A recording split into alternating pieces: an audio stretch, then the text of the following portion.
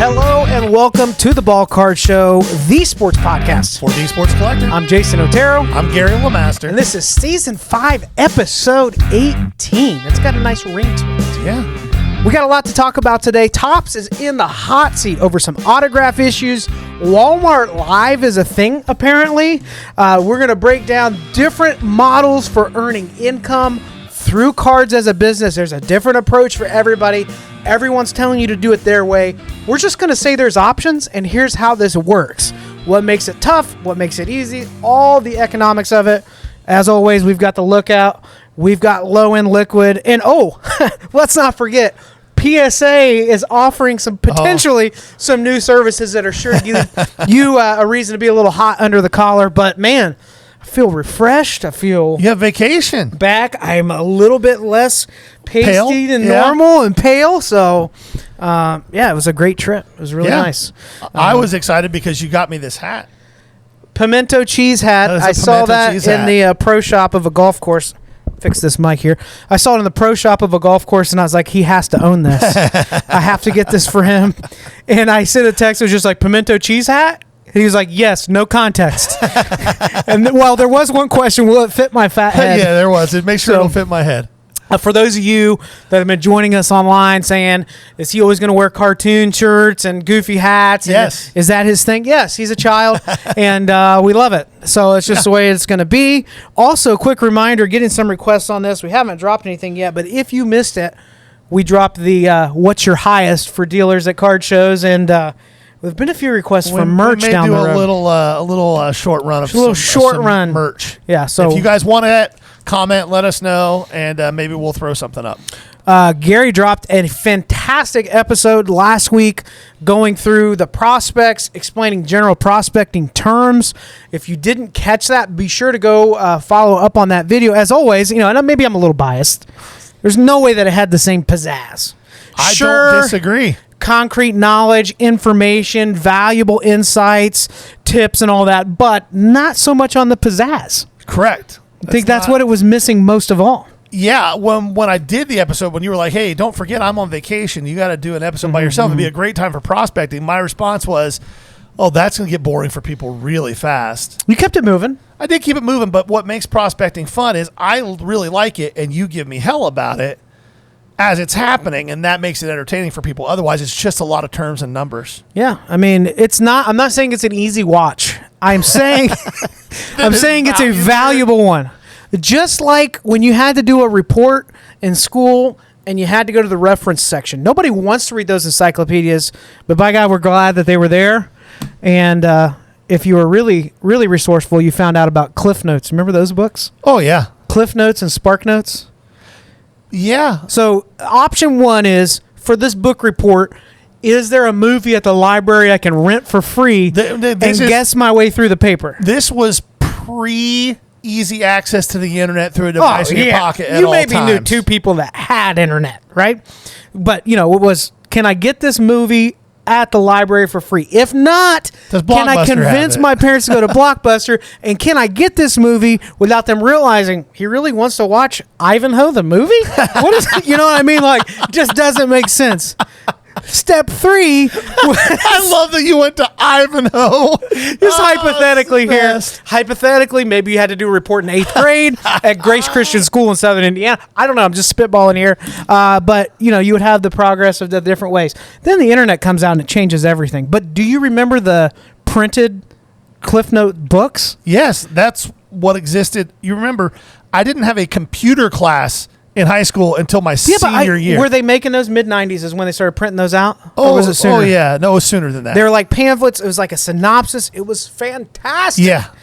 But no longer. How did I get on this subject? I don't know. We're here, though. Reference section. Gary, prospecting episode. So, yes. Here we are. Are you ready to jump into some meat and potatoes? Let's do work. I'm going to let you jump right in to Topps making headlines, and not in a good way. Boy, if you could listen to our episodes a couple years ago, like right about the time we were like, Fanatics is saving Topps. It was going to go away, but it's back now. I'll just let you jump in. Crazy stuff happening with autographs with Topps. The way they're handling it is a mess. Kick it off. I've been talking too much already. So if you haven't seen, the new situation has come up. And let me preface this by saying, for years, there has been kind of the very just like publicly known secret that a lot of the autos we get on cards may or may not be signed by the athlete. Luca is a perfect example of this. Very just well-known fact that his mom signed at least half of his rookie auto stickers. Yep. And they still ended up on cards that Panini still said are guaranteed. So the big difference here between Panini's issue and Topps' issue is verbiage. Now, on the back of a Panini card, it says this autograph is guaranteed by Panini of America. That's what it says. That's all it says. Just means that they guarantee that it's real and they'll do something about it if it's not. Topps, on the other hand, their verbiage says something very different. It says the signing of this card was witnessed by a representative from Topps. Now, that implies a human being, right? Yes, that implies a human being. Was witnessing it. And by definition, what would you consider witnessing to mean? Watching it happen. In person? Yes. Oh. Yeah. Maybe they don't. Maybe they don't know with it. What's happening. I thought you had a piece of tape on your arm. You don't. It was just your tattoo. My tats. So in general, that's the difference there. One is a much more strongly worded thing that's taking responsibility to a different level. So now what has happened in the last few weeks is that PSA is starting to reject cards signed by Lionel Messi. Now, when this product, and this was a lot of Topps Dynasty stuff. Go ahead. Explain Topps Dynasty in the scheme of like Topps products. This is important. The one product that is so fanatically collected by the people who collect it that they know the cards from the product inside and out, whether they own them or not. Like, they'll be able to tell you the print run, what patches are in what card. It's a high-end product that tends to hold its value. Oh, yes. Way better over a lot of the other expensive products. And it's a card that holds more value raw than it does graded most of the time. Dynasty collectors want that Dynasty seal on the one touch. Have fun buying that at 70%. It's not happening. It's not happening there. So when the product first came out, there were people on message boards who know Lionel Messi's auto inside and out, and they know what the fakes most of the time have been signed by his brother. And so it was kind of a known thing, but PSA didn't do much about it until recently, and now they're starting to reject these cards. This puts Topps in a real bad spot, because if the main company that certifies and authenticates and grades these things is saying this isn't real. Yep. Now we're opening up a whole can of worms. What other cards that Topps has witnessed aren't real signatures? Frank Gore Jr. is one that popped up this week. That video is actually hilarious. Yeah, well, and so somebody shows Frank Gore Jr. one of his cards, and it legitimately looks like a kindergartner signed his initials. All caps. And then they show it to him as he's on the practice field. He's like, bro, that ain't my autograph. What are you talking about? I didn't sign that. And then you see some of his actual autographs that look like an autograph. What's crazier is the 3 initial one. There's like 3 versions of it, and they don't look anything alike. They teach them, so maybe maybe practicing. Brady had a few versions. It's bad. So we've got a scenario now where, Topps could be in some real hot water on this stuff, because the prices that they charge for these products, a lot of their justification for it beyond just market-driven stuff is what they have to spend to get the autographs from these athletes into the product. I cannot imagine that Lionel Messi is signing cards for Topps for less than $800 to $1,000 a crack. I can't imagine that he is. He doesn't need to do that. So if that's their justification for raising the prices of these products, and they're not even doing what they say on the back of the card that they do, there's an issue. How does this happen? Like, Fanatics, the one thing that I will say, well, there's a lot of positives that they brought, but one of the things I don't understand is their they have launched the hobby experience into being way more interactive with the athlete. When you look at Fanatics Fest, the athletes pouring into the building. When you look at the influence Michael Rubin has with A-list celebrities in the sports and sports entertainment space, nobody's even come close to this in the past 25, 30 years, right?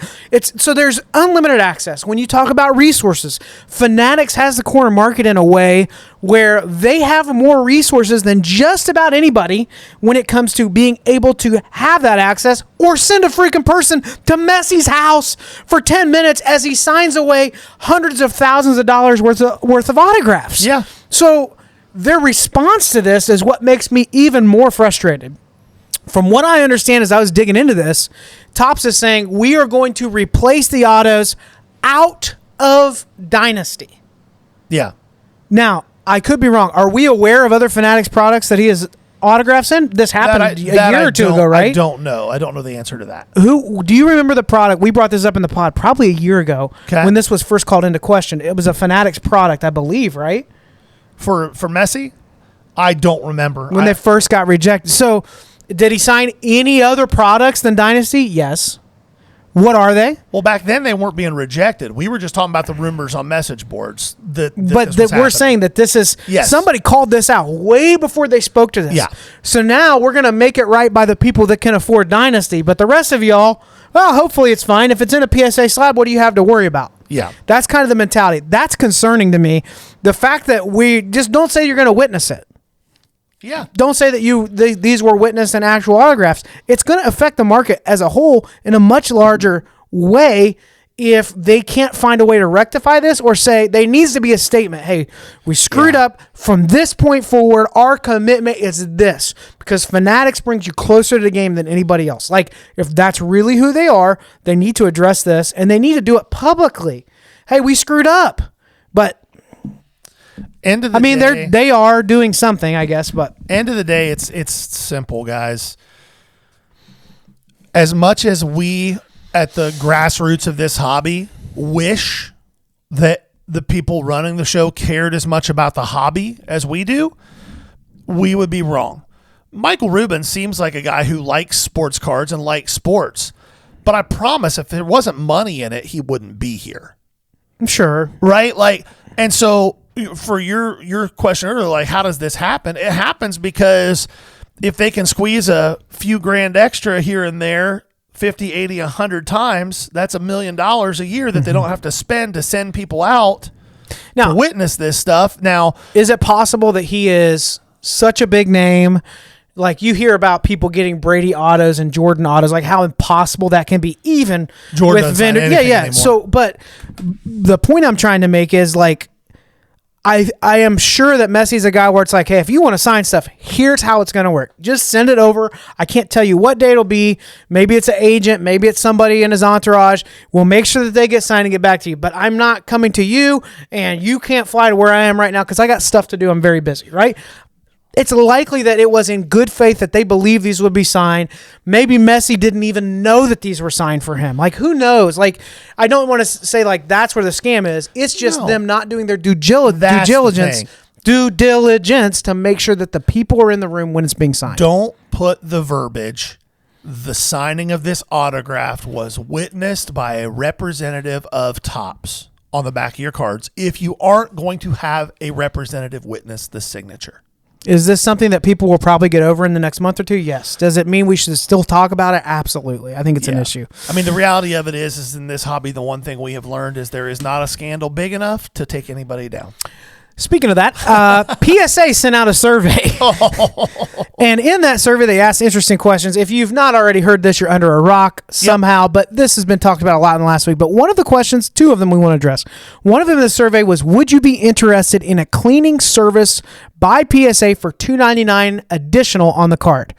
Well, addition, first anybody new to the hobby, they're like, wow, that sounds really nice of them. And it's an optional service. But let's back up just a moment.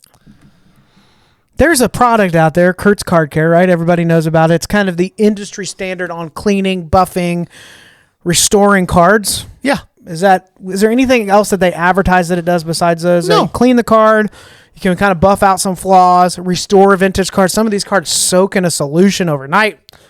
People can soak in cards for 50 years. Yes, nothing new, but it is marketed differently and it's recognized brands.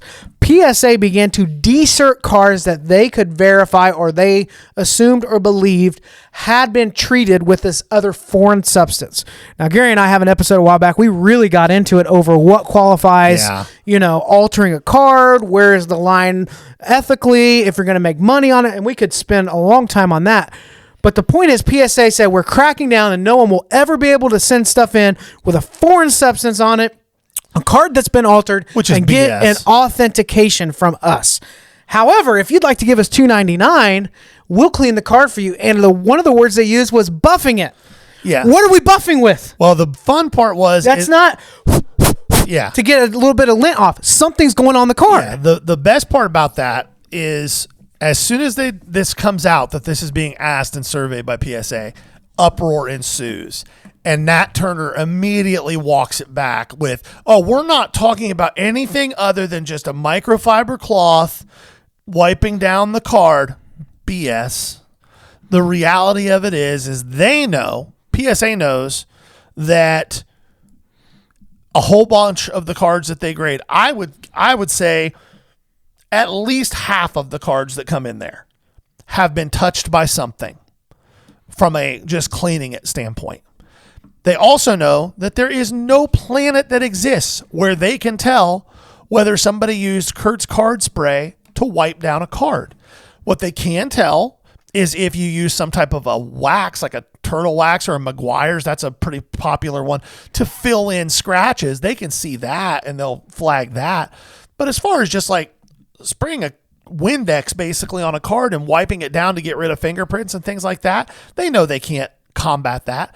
So their response to that was, well, Kurt's Car Care shouldn't be making this money. We'll make this money and we'll just offer it to people so they don't have to do it themselves. Go ahead. I have a couple major issues with it. There's a sequence here, and I've done this before, but for those of you that love to put on the tinfoil hat, beep, beep, beep, beep, beep, beep, beep, here it is. I'm sitting in a board meeting or a strategic planning session a year and a half ago with PSA. The market has finally softened a little bit and turnaround times are catching up. We are now the king of grading. We do set the market with our PSA 10s, and we are known in the industry to be the standard at this point. Collectors has just stepped in. Is it Collectors Universe or Collectors that owns? It's just Collectors now. The parent company buys up SGC, arguably, and it's not even really close at this point, the number 2 grading company that people are submitting with. Maybe hypothetically it starts like this. Hey, we got people sending in these cards. They've been doctored up. Our gem rates are actually a little bit higher than they've been in a while. Well, we shouldn't do that. What if, hear me out, in the next few steps, we do this to maximize our profits? Let's, one, make sure that nothing with any kind of substance can be, let's take a stand about our integrity in the hobby. We are PSA. We set the standard. No more altered cards. Short time after that, what if we crush the gem rate and change the centering, give ourselves a reason for people that were getting an 80, 70, 80% gem rate. All of a sudden, they're getting 30 to 50% gem rate. That's going to make it a little tougher, right? Yeah. But let's crush the gem rate. But you know what? What if right after we crush the gem rate, we offer a charge-up option for $2.99 for those of you that have been devastated that your gem rates are down, and maybe people will take advantage. And maybe as all this is going on, we start offering direct-to-consumer immediate submissions before they've even had a chance to pre-grade the card, to look it over thoroughly. A breaker can tell them this looks clean, and we have a direct account. Maybe we hang out with Backyard Breaks. Maybe we start allowing direct submissions through GameStop, and people think maybe there's an advantage there. Or maybe even the brick and mortars that aren't into the fractional selling like Burbank's, now we have an immediate spot for submissions. Or just direct from eBay. Direct in from eBay. In the moment, in the impulsive moment, a brand new card, they can start submitting it right then before they've even had a chance to pre-grade this under a light or anything else. Let's charge them 15% more. Hypothetically, that may be a good way to maximize profits. Yeah. And hypothetically, maybe nobody will notice the sequence of events that makes us look really bad. Really bad. Yeah, it's... Nobody's going to doctor a card, but if anybody does, it better be PSA, maybe $2.99. I don't know. Anybody who is a long-time listener of this pod knows that one of the few things that will fire me up to my nth degree, lots of things will fire me up somewhat, but blatant hypocrisy really gets under my skin. And the hypocrisy that PSA is showing here is just mind-numbing to me. But more importantly, the fact that $3 more on a value bulk submission is a 15% increase in revenue. That's a That's a big bump. number. That is a huge number. No. It's not $3. I had this conversation with Krista this week. Krista's my wife. Oh, boy. Are you sure you want to continue here? Okay, all right. We were at the store. Try, Krista. I tried to help him. And she wanted to buy some plates, outdoor plates for our patio. Sure. And they had some we saw, and they were cool. They were fine. They were 50 cents a piece. I was like, perfect. Perfect. We use them like 10 times a year. No big deal. But somebody had sat a better looking one on top of some of these. And she was like, oh, I like that more. We find where they're at. Those were $2.50 a piece. Yeah. In her mind, she was like, it's only a couple bucks. My brain saw 500%. That's what my brain saw. I look at percentages. I'm with Krista on this one. Yeah, I know you are. You're the But same I've with let hotels. you. Yeah, I let you book the hotel. Never again. So that's my issues with it: the blatant hypocrisy and the fact that they just think people aren't going to think about the fact that they're just looking at a 15% increase in there. They're talking about a sleeve service as well, like you have in the back. Is that just for resubs and people feel like they can crack it more safely? No, it's to keep the card from rattling around. Like you see some of these PSA like mini cards and things like that are in the slab like kicked sideways and things like that. They already made it really difficult to crack the new PSA slabs. Well, I do have some tricks, but yeah, in my mind, that why isn't that just covered? Like if I buy a mini card and you're encapsulating it, encapsulate it. Because dollars. It's just yeah. Let's continue. While we're at it, on things that make sense, Walmart is doing a live card selling platform. Walmart Live is introducing trading cards into the space. And if you haven't had a chance to take a peek at it, it's pretty good. Is it good? I haven't looked at it at all. No, it's not. Okay, it's wild. Now, they do have We the Hobbyist partnering with them, which is a major brand that is, when it comes to the repackers, breakers, like they're a more respected one. That's one of the big dogs. I've not heard a lot of bad things about them. If I feel like gambling on a repack product, I usually go with their stuff, but it's not cheap. Didn't you hit that Romeo Dobbs out of their stuff? I hit, what did I get? No, it was a Jaden Reed. Oh, it was Jaden Reed. Gold. That's no huddle. Because I ended up with it. Yep.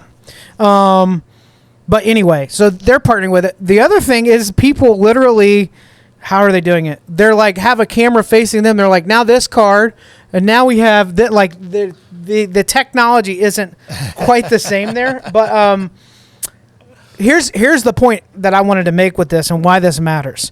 If you haven't realized it yet, this live shopping model is just getting started. Yeah. And you're going to start seeing, my prediction is major brands in the live selling space with cards are going to start getting good deals with, hey, you can only find us on Whatnot. You can only find us on eBay Live. You can only find us on Walmart Live. Where I think the differentiator is going to come into play is how they build communities around that. Yes. And I think the first one of these platforms that really figures out that social community piece of it is going to catapult. We're selling on Whatnot every week on Thursdays at 7 p.m. Eastern time. Be there. But I think it's going to be really interesting to see what happens in the next 2 to 3 years. I do think it won't be all in one spot. You won't get 80% of your favorite people on one platform. It will be a little more spread out. Some of these other live selling platforms will be buying up some of the other ones to consolidate.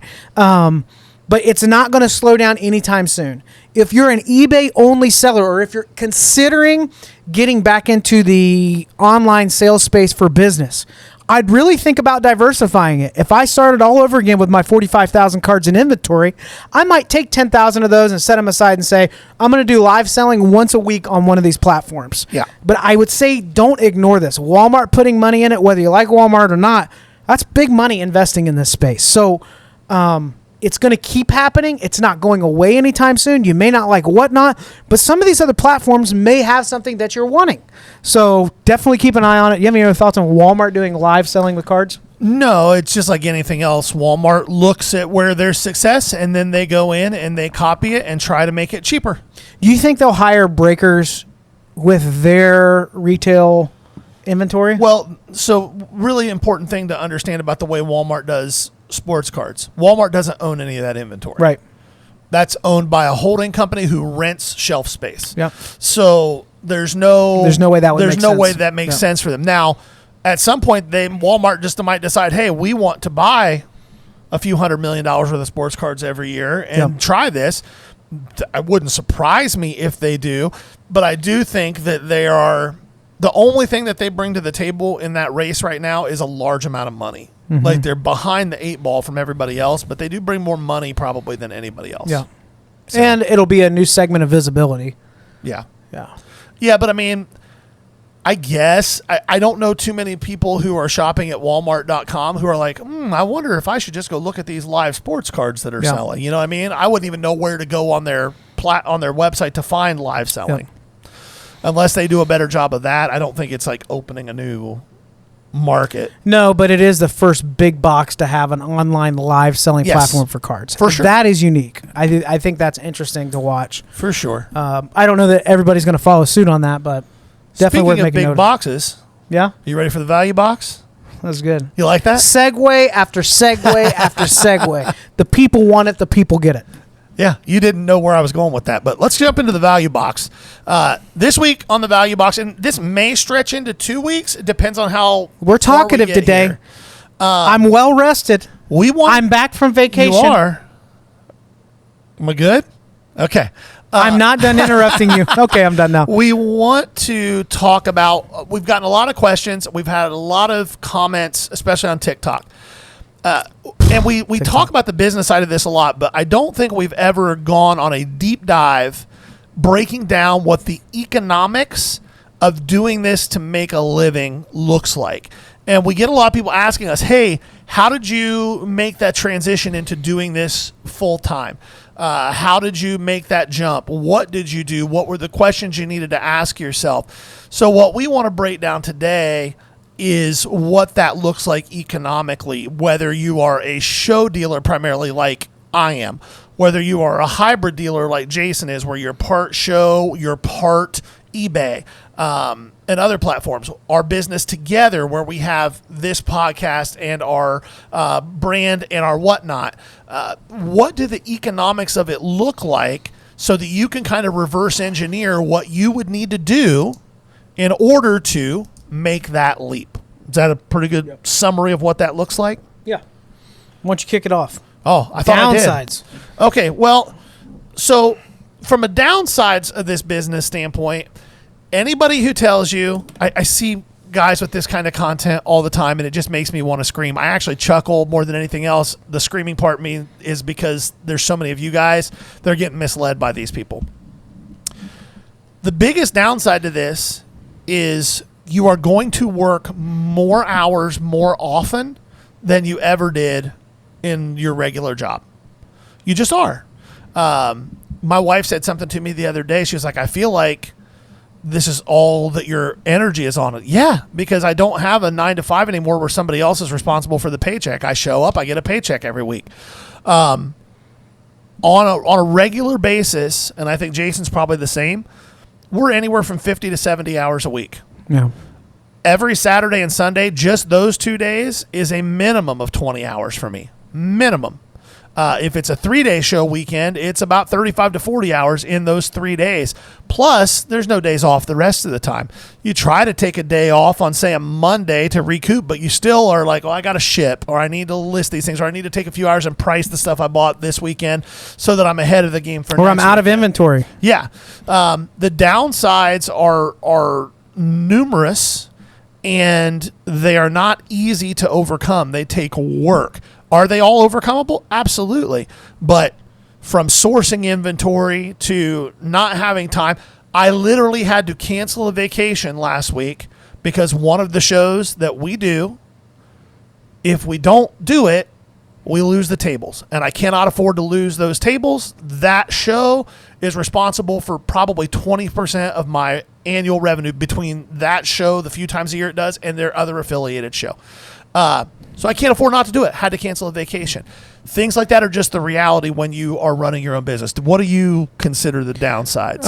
I just think the time it will take to hit stride. I think that's kind of the myth.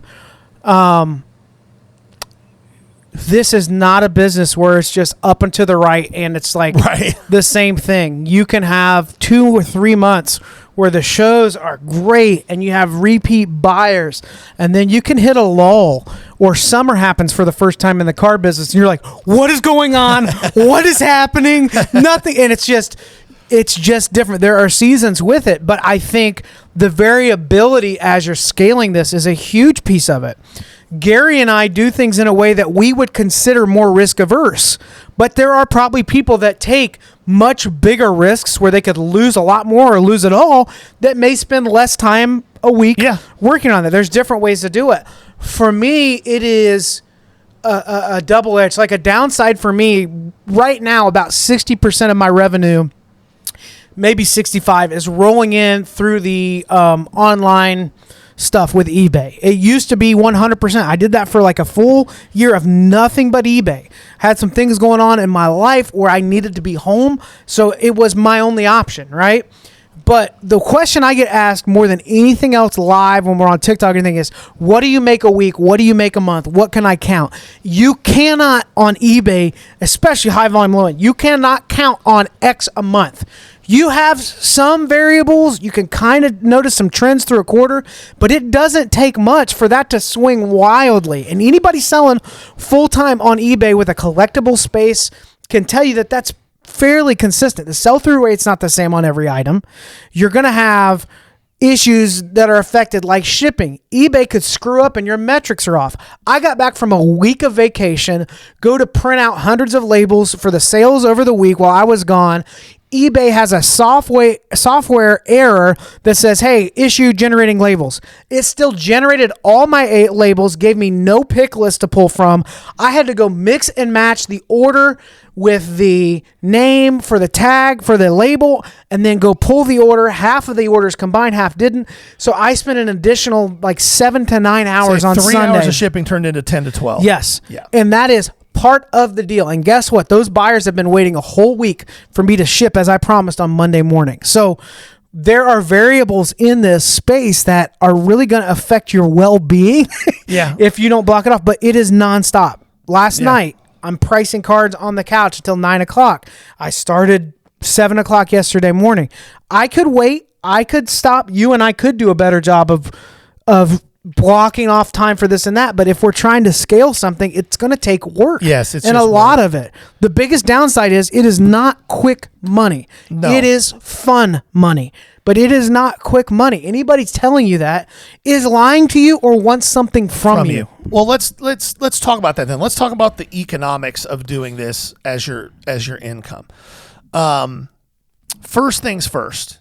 Let me start with this, and this is at its root. If you want to do this as a business, it's a sales job. Okay, plain and simple. You're selling something. So you need to understand how that works especially if you have a spouse, kids, whatever. If you're single and you have low rent and you don't have a lot of bills, go nuts. But here's what I would suggest if you want to do this as a full-time income. First off, you got to build up to it. By the time you're ready to pull the trigger on this being what you do, my recommendations would be this. You should have a minimum of 5 figures sitting in the business bank account. Okay, first and foremost. Secondly, and this is a big one, you should probably have at least 25, I would recommend more like $30,000 to $35,000 worth of inventory. Okay, that doesn't have to be all high dollar cards. It doesn't all have to be dollar cards, but you should have a nice chunk of inventory. And here's why. On any given show, this is all the reverse engineering you kind of have to do, which we'll walk through in a second. Any given show, if you can sell 30% of your inventory, that's kind of what my target is. I target about a 30% sell-through rate on my inventory value-wise. Now, he's set up every weekend, sometimes Yes. twice a week. Yes. So, and that is why there's so much other work the rest of the time, because you have to constantly resource. So, and if I'm jump in here at any point, but let's reverse engineer this. But that advice is what I would give you. And then I would also tell you, set whatever you need to pay yourself as a salary, whatever that number is. Say you need to pay yourself $1,000 a week. Let's call it $1,000 a week for round numbers. If you make more than $1,000 that week, only pay yourself $1,000 because the next week you might make less and you can still pay yourself $1,000. Don't just start taking all your profit every single week. It's going to bite you in the butt. Figure out what you need to pay yourself that, and go on. But let's reverse. So let's say you need to make 50 grand a year. How much do you need to sell in order to make 50 grand a year? Well, that goes back to our conversation from a few weeks ago that got so many people fired up about margins. And for clarification, Gary we are not selling wax. We do not break. So that's a qualifier. There are people that do that. We are not prospect, grade, and flippers either. There are other models. The way that we do stuff is we buy singles with margin. We sell singles for as much as we can get out of them. Yes. And so if you need to make 50 grand a year, you need to ask yourself this question. How much do I need to sell in order to be able to pay myself that? Well, that depends on the margins that you're buying and selling at. For me, and Jason is very similar, maybe not exact, but my average margin when I sell, I'm shooting for 30%. That's what I want to make on any given card. Net. Right? Net. Yeah. So if I sell a $100 card, I want to make $30 in profit on that. So using that as a baseline, we can roughly assume that before any expenses, I need to sell $150,000 a year worth of stuff. That means if I set up every single weekend and don't take any vacations, I need to sell about $3 grand a week. Now, we need to talk about the expenses. Some shows are very expensive. Some shows I'm in, by the time we're all said and done, we're in for $1,000. Some I'm in for 50 or 60. But on average, I'd say over the course of a year, my expenses from materials, shipping supplies, table fees, fuel, mileage, gas, food, probably around 25 grand a year, maybe a little bit more, but that's a good round number. So now I know I need to make $175,000 worth of sales to pay myself. And that's you at 33% net margin, actually. Yeah. Yes. Just for round numbers. So that's why it's so important that you buy stuff at margin. When these guys are out here screaming that they only need to make 5%, they have to be doing millions of dollars a year in sales for that to make sense. Some guys in this business do that, but I promise they're not making 50 grand a year selling millions. They're making a lot more than that. Sure. So that's why that's so important. So that reverse engineering way of doing it, what do I need to pay myself? What margin do I need to target in order to do that? How much do I need to sell? Those are all numbers that you need to know in the bottom of your soul. You need to know. And once you know those numbers, then you can figure out what you need to buy, how you need to buy it, where you need to buy it. And it's why we are such sticklers on how we buy things. And I tell customers, Jason's seen me. He does it differently than I do, but I just look at it, hey, this is where I got to buy it at. If it works for you, cool. If it doesn't, no big deal. It's not any skin off my teeth. I can't pay you 95% for that. Sorry, just can't. Yep. Anything to add there? I just think the thing that's often overlooked is like this idea of, well, I just have to take the leap, right? I just have to take the leap. And we would be hypocrites to say that to some degree we have not done that. But before we were ever full-time, we were doing this and spending a lot of time part-time on it. Full-time on top of a full-time job. I was doing 45 shows a year for several years before I pulled back and quit my job. It's a lot of time. Yeah. It's a big commitment.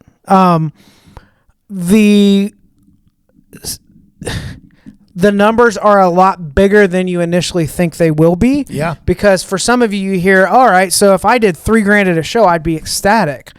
And it's easy for you to pull that money over, but you're going to be cash rich for about 3 or 4 months. And then you're going to look at your inventory and be like, man, my inventory is stale. Yeah. How much cash do I have to spend on the inventory? And it's not there because you've been putting it in your pocket. Yep. So I think that's a super important thing to realize is for an income. Now, not everybody's trying to do this full time. Correct. There's nothing wrong with that. Nope. Not everybody wants to put in 50, 60 hours on this. Not everybody's trying to grow a podcast brand and open an LCS and do all the stuff that we're attempting to do. And that's completely fine. But the numbers are always a little bit bigger. So starting with that. Now, how many of you listening to this want to go full time and then you hear us throw out the numbers like that to net 50 grand? And you're like, oh, man. Yeah, that's tough. Now, tax benefits, costs of goods, mileage, expenses, like setting yourself up for success. There's a lot of things that you can do that will help you in that, but there is a lot more to it. That is why, as I said, I'm cards full-time and I do shows and that number's increasing. I have kept the online piece with eBay rolling to mitigate risk, to diversify. Also, Lowend, if you're willing to put the time in on it, has a much higher multiplier on margin percentage than the stuff that Gary does exclusively. So I have some stuff that I will buy and I spend $1,000 on a collection. It's worth 15 grand. And I get to see that realized profit margin over the next 3 to 6 months in the store.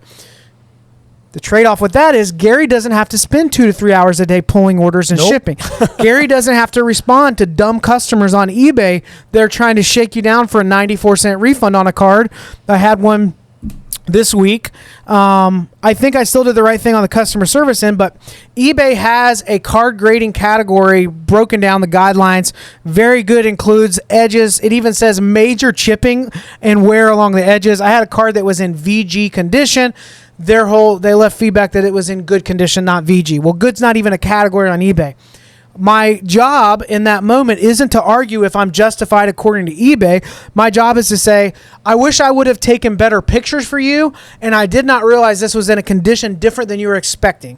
Let me refund you this. I hope that you'll do business with me again in the future. I was able to convert that neutral feedback into a positive, but I have to do that every time. That's a 94-cent refund. So there's over 45,000 active listings in my store right now. I'm committing my time because I believe those margins and the scale of this over time are worth it. But at some point, I'm going to have to hire out that shipping. At some point, I might say, hey, you know what? Let's roll all this over to Whatnot. At some point, there's just a lot of other variables in there that many don't consider with time and energy and resources. And that leads to the next point here. Depending on what your goals are, you may have to get outside your comfort zone. One thing that I am likely to have to do if I want to get past because I'm in transparency, I'm kind of capped with what I can make because I only do shows. And you are paying yourself. Yes. And so there's an amount of cash that has to go in his pocket on a regular basis. So I'm paying myself, and I don't sell online really outside of our Whatnot stream. I don't have an eBay store. I don't do any of that. But if I want to take the next step with my business, I will likely have to do that. Now, the goal here for Jason and I both is that within a year or so, we neither one have a separate business anymore, and we just have the ball card show, and it is the podcast, it is our Whatnot, and it is a brick and mortar, and it is just doing the large regional and national shows 15 or 20 times a year.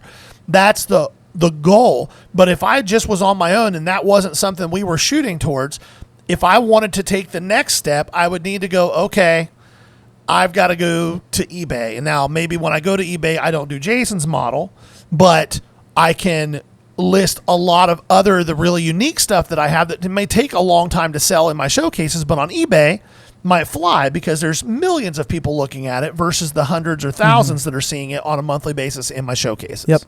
Yeah. So the point that this brings up is we're always thinking about, how do I make sure that I'm diversifying this? How do I make sure that there's not only one way that I can generate this revenue? How do I make sure that when I buy a collection, I'm getting every bit of value I can out of it? And we have some cards that make sense in a showcase and some that are just going to sit there for a long time. And you have to think through how that's possible. But even as you mentioned the brick and mortar, so Gary and we were very close to signing a lease a few months ago. I think we've mentioned this in the past. Like the Columbus area has had some really big groups come in and buy up all the retail space over the last few years. Columbus is an area that's very inventory poor when it comes to single family homes, and retail space is even becoming that as well. That's why there's so much mixed use getting developed right now. But they didn't care that Gary and I separately have been running our own businesses for years. They wanted to see the P&L statements, the bank statements for our joint business venture. And if not, they wanted a 5-year personal guarantee with a lease structure that can change from year to year. On their end. But not on. It was just so leveraged against us that didn't make sense. So we said, time out. Let's grow this joint business together, and over the next year, we're going to be in a much better position to get that. So a cheaper spot, small retail space. What the overhead necessities were for us to break even. So a cheap spot, like 1,200 square feet, not in the most ideal area, not allowing us to do all the unique things that we want to do with our shop, but adequate. Yeah. On the cheap end, and anybody that does this in Columbus will tell you, like, that's cheap. $3,000 a month is about where we were going to be just on rent, right? Just on rent. That doesn't count utilities, security, some of the cams and all that stuff. Yeah. Any of that stuff. Just on rent. The breakdown of it was this: for us to break even, and of course, this did include paying ourselves. When I say a small salary, it was a small salary. I wouldn't call it a salary. It was small. So we weren't completely working for free. Yes. Yeah. We needed to sell about $30,000 worth of singles a month to break even. That's not profit. That's break even. Was that doable? Yes. Was it the smartest move we could make at that time to push all in that scenario? No. So we decided we still want to do this. Let's do it differently. Let's build this first so that we are in a better position on the front end. Yeah. To not be over leveraged. Those are all questions that a lot of people that have never owned a business before or thought about it, that just see sports cards and see guys set up at shows and they see $100 bills going across the table, think, man, this is easy money. No, like Jason said, it's a lot of work, it's a lot of stress, it's a lot of fun, and it ain't easy. And we've even set some goals with it. Like a goal of ours would be, by the time we're in brick and mortar, Whatnot is paying the lion's share of the business expenses to have a physical brick and mortar. Now, when we talk about an LCS, I think a lot of people don't understand where the money is coming from. And there are a couple of different models that are taken. Now, this is coming from two guys that do not have an LCS. Correct. So before you jump down our throats, how many years you been doing that? Like Gary was like, hey, what Major League Baseball team do you work for if you prospecting baseball cards? Shut up, old guy. Shut up, boomer. Back at it. Sorry, boomers. It's just the way it is. Y'all are nasty on there. We're mean, but y'all are nasty. An LCS, typically you have two models. You have one that is the majority of their income they're pushing through wax and breaks in their own brand, and then you have ones that will have the wax and breaks, focus on singles, and then you also have these pop-ups that are just singles only, but that is definitely a dying breed in the industry to not have any wax on the shelves at all. Yeah. What you need to consider is what it will cost to, on the front end of that LCS, have wax available to the customer. Why does that matter? A lot of people don't think about this because with Fanatics, from what we understand, it's about a 6-month process if you're doing well and showing them what they want to see before you're going to have a direct account with Fanatics. When that happens, that does not mean you're getting what you want for how much you want, and as like you are buying, maybe you get a case or two. Whatever they tell you to buy, you're buying. But you're also buying the stuff that you're going to have a hard time moving. Yep. So let's say that for that first 6 months, you're like, well, once I get that account, then I'll be set. You didn't want that case of Squishmallow's Prism? Tough. Well, exactly. When we launch and we open, we have to have wax on the shelves. Why? You only have so much time to make a first impression in the community you're in. When people are walking in, you better have the important new wax on the shelf. We anticipate that we'll probably be close to breaking even on that for the first year. Yeah. And I don't want to think about how many tens, if not hundreds of thousands of dollars are going to have to go into having that on the shelves. Because if you don't have it when they walk in, they're going to treat you like you're just set up like a flea market or you're just set up like a card show. You have to have it on the shelves. We're not going to be dependent on wax for our margins, but at some point, you got to shell out that cash on the front end to show that you're at least going to be aware of what's released people have a chance to get it. Yeah, you got to have wax on the shelf if you're an LCS. You don't have to have. We have 2 shops, 3 really in Columbus that have pretty big allocations. You don't have to be that.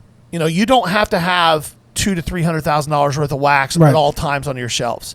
You can have $5 or $6 grand worth of wax on your shelves. It can be a lot of retail and some hobby, but you got to have some wax. Relevant stuff. It can't all be 1990 Fleer basketball. Now, 7 to 10 years ago, if you had allocations or you could get your hands on wax, especially through the boom, that's where 90% of the money was. Yeah. People were getting allocations of like Prism basketball hobby boxes for 20% of what they could sell it for, 15%, less with the markup when it got really hot. I mean, it was insane. 2020 was when football and basketball stuff really took off. 2019-20 Prism basketball was kind of the beginning of the boom, the Zion chase.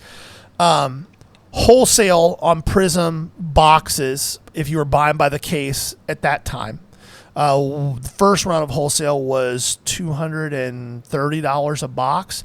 At the peak, those things were selling for $3,000 a box. 10xing your money. Yeah. And for about a year and a half to 2, that's what was happening. And you saw these shops that have been around for a while just feast. And to be fair, they also went through a decade or 2 before that where they were making it was famine. $20 a box. Yeah.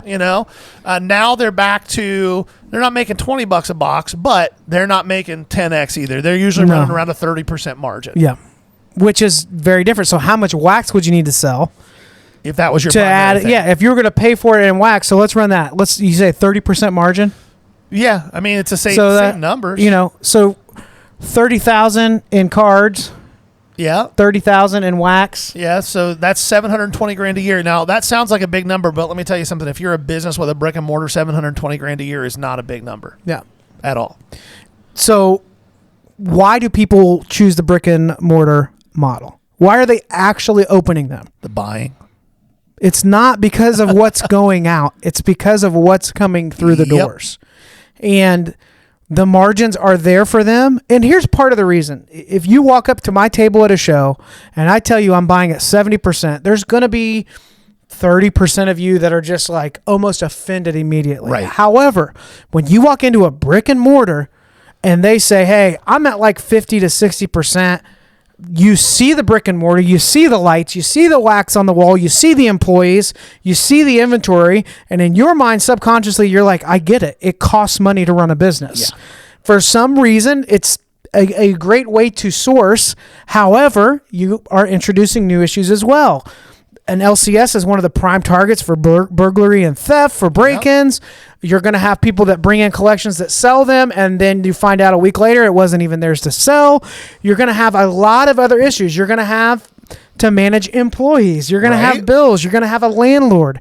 You're going to have fanatics pushing you to buy their newest hoodie and take up 6 feet of space with it. Like, there's a lot to consider with the LCS. However, it does provide an opportunity for a physical place for collectors to hang out, to build community, for you to source inventory, for you to sell and to make money, sure. Yeah. But there's a lot to think about with it.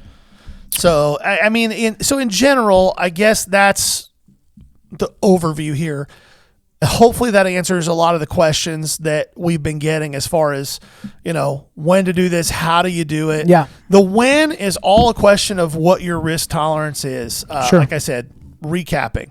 My advice, have minimum of 5 figures sitting in your business bank account. And there's some of you that are going to say, oh, you need 10 times that. Maybe for you do. Yeah, I'm talking about if you're opening an LCS, you do need 10 times that. At a minimum. Yeah, if you're doing shows, though, like say you just decide you want to do what I do, which is, hey, I'm just going to do cards full time. I'm going to set up at 45 or so shows every year. I'm going to sell some on Facebook. I'm going to sell some on whatnot. 5 figures in the bank, minimum. 30-ish, 25 to 35 grand in inventory, if not more. And not, you don't want 25 or 30,000 $1 cards unless your whole model is eBay. You want to have those things. Decide what you need to pay yourself and then reverse engineer the numbers to figure out what you need to sell in order to be able to pay yourself that and what margins you need to be at in order to make that happen. Then it's just a question of when you're ready to pull the trigger. I did 40 plus shows a year for several years before I pulled the trigger. You may not need to do that. For my wife, she needed to see that this wasn't a 6 month, 8 month little window of success. It was consistent and to where she was comfortable with us making that move. And then from there, it's just doing the work. It ain't easy. It is fun, but it's work and it's stress. And when you have a show that you were expecting to do 10 grand in sales at, and you only do 2,500, or you have a show where you're expecting to do 3 grand in sales, and you only do 700, are you in a position to still pay yourself what you need to get paid that week? That's why having that cushion is so important. That's why having the inventory is so important. And then every week you got to keep buying. I did 9 grand, 10 grand at Xenia this week. I need to spend 7 this week. I just need to. It's just a reality. Yeah. And don't underestimate too, like, especially my first month or two, a few months into this, like, this is what I'm doing. There were a few months there where it was like, I used to work on garage doors, and guess what? I was, sourcing and listing. And then at 1:00, I met at someone's home that needed a garage repair done. And that was how I was able to keep myself in business with what I love, was doing stuff I didn't want to do. I don't want to ship cards 20 hours a week. That's the work. It's a job. Yep. There was an interview Card Collector 2 did. Was it B Sports that he does? Or no, Mikey B? Who is it? B Sports is Brad. Not Brad. Oh, shoot. Well, go ahead with what anyway, it was one of the most recent ones. But it was, the common cliche was thrown out there. Find something that you love to do and you'll never work a day in your life. BS. That's crap. Yeah. That's crap. You might enjoy what you're doing. But it's still work. But you're working. You're working. This is work right now. Yeah. What we're about to do is work. The show it's all work. You just get to decide if you want to build something for yourself. I'm so glad that I come back from vacation. I don't have a boss to micromanage me and give me 50 things that they never mentioned before vacation when I get back. Right. I'm so glad that when my kids need me, I can drop everything that I'm doing and be there for them. I'm so glad that whenever I have a really good show and I'm in a great position, I don't have to say, you know what, I really need to get 2,000 cards up on the eBay store this week. Right. There's flexibility with that. I never have to worry about when I want to take a vacation unless we're going to lose a show that's really important to us. But there are so many upsides with this. We just want you to be aware that it's not all rainbows and sunshine. It is work. It is a grind. And there are numbers that matter when you do this. So if you have somebody that's offering you like this quick, easy way to have a 6-figure business on cards, right? It's not real. 500 thumbnails out there. It's not quick and it's not easy. Yeah. And it's not cheap. It's all BS. And a 6-figure card business is likely going to be a $20,000 to $30,000 profit. If you do, that's at the most. Yeah. So just numbers to consider there. All right, we need to keep it moving. Let's go Lowend Liquid time. Lowend Liquid. This is a really cool set. It's really popped off for me in the last few months. I was surprised it didn't early on, but that kind of happens sometimes. 2001 Upper Deck Legends of New York set. So these are all kind of unique because they have big names, and I've told you this before. Any set that emphasizes vet legends or vet stars from a team or for an era or something like this specifically where it's all New York. So it's just all Yankees and Mets. You look like you're selling on Walmart Live right now. I know, Walmart Live. They all have like this cool little fuzzy patch on them. It is not from a uniform, anything like that. But they're all players from the past. So people that set build or collect a certain, maybe Chris Chambliss is their PC. Not a ton of sets you're going to find on the newer stuff. Charlie Keller, Dusty Rhodes. So this set has been one that sells typically multi-quantity whenever somebody buys one. They are cheap. You can get them in bulk. I think this was a collection I bought, and these were a subset that somebody built out. 2001 Upper Deck, Legends of New York. Pretty good Lowend Liquid set. Perfect. Quick and to the point. I like it. Last but not least, the Lookout. Like Jason said last week, if you like this stuff, go check out last week's full episode. It was all prospecting all the time. We highlighted guys who weren't necessarily the chase guy on a given team that you could target and still find really good value in if you weren't going after like the Jack Caglianones or the Chase Burns. This week, on the lookout, again, we talk about guys we think are going to get the call really soon. I want to talk about Blaze Jordan of the Boston Red Sox. That name sounds like a blast from the past. It is a blast from the past. Blaze Jordan, if you're a prospecting person, you probably remember his first Bowmans are in 2021 Bowman. He was a high school draftee in 2020. He's just now 22 years old. Blaze Jordan came to fame on the high school recruiting circuit and scouting circuit because as a 15-year-old, he was hitting 500-foot tanks. Obviously with metal, but still, 15-year-old hitting 500-foot tanks. He was drafted in the 3rd round that year. I think he was 89th overall. And I'm wanting to say it was like a $1.3 million. TikTok's going to hold you accountable on that. I said want to say. I might be wrong there, but I think it was right around there. And then he was bad for a couple years. He was all out power and nothing else. Struck out a ton. Well, over the last 18 months, he's finally physically matured, and he's matured as a hitter. He's now in AAA. Boston has a massive hole at first base that they're trying to plug with Romy Gonzalez and Abraham Toro. I don't know how long that's going to, it's like the little Dutch boy with his finger in the dam. Like, I don't know how long that's going to hold. But Blaze Jordan has finally put it together over the last 18 months or so. And this year, he is hitting .328 with a .405 on base percentage, and he's slugging .524. He's got an OPS of .929. He's hit 7 home runs. More importantly, he's not trying to hit everything out of the park anymore. He has 16 doubles, and last but not least, he has more walks than strikeouts. He's got 23 walks, 22 strikeouts. Over the last 18 months, he's taken his career numbers to 292, 353, 464 for an 817 career OPS in the minors. He is very close to getting an opportunity to replace the injured Tristan Casas at first base. Boston desperately needs it. I think they may hold him back a little longer than they normally would just because they have so many first-year players in the lineup right now that they risk it turning a little sour without veterans every day. But they're not going to be able to keep this guy down too much longer when the guys manning first base for them right now are hitting combined 200 without any power. So Blaze Jordan, 2021 Bowman. His stuff is still reasonably inexpensive. He plays in one of the biggest baseball markets in the country, in all likelihood, when he gets called up. And if he does anything at all, he'll see a nice little spike. As always, you can find us every Thursday dropping an episode on YouTube. Every Thursday night at 7 p.m. Eastern, we'll be live on Whatnot. Tonight, come see us. Next week, we're going to begin doing some crazy things with buyer giveaways. Oh, yeah. Cannot wait to announce it. We're so close to being able to. Also, in the next week, keep an eye out. We will be having a full case product review from a repacker that took the risk to ask us to be honest about their repacks. So you'll see that coming up as well. This has been the Ball Card Show, the sports podcast. For the Sports Collector. Bye now. Peace.